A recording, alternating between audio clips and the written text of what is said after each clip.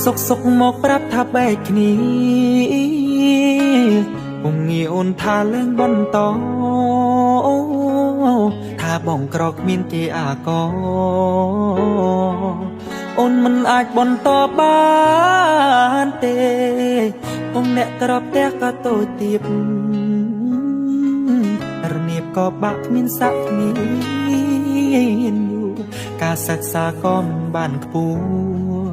អូនតាមគេព្រោះគេមានរបងអូនត្រូវការធ្វើមិនដេចបើប្របងយ៉ាក្រគុំដនបានត្រឹមពេលខ្លីគុំត្រឹមជាអ្នកអូនកាន់ដៃឆ្លងផុតគ្រូភ័យអូនក៏លែងដៃលែងបនតអូនហ៊ានឌីលបងថាអ្នកស្រែភ្លេចហើយឬមែនទេស្រីល្អស្រវងកាមចោអង្គចោសង្សារអ្នកក្រស្រីល្អរត់តោងអ្នកមី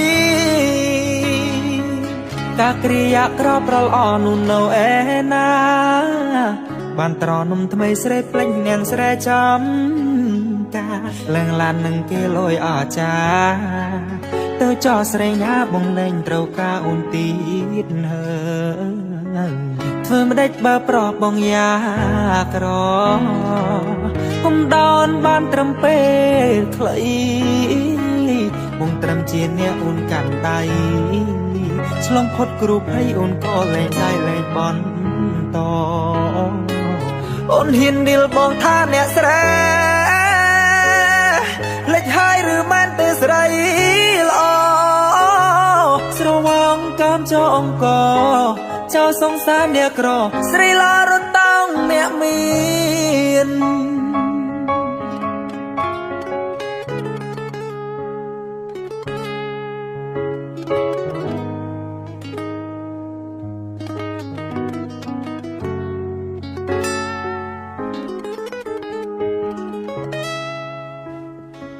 ធ្វើមិនដេចបើប្របងយ៉ាក្រគុំដនបានត្រឹមពេលខ្លី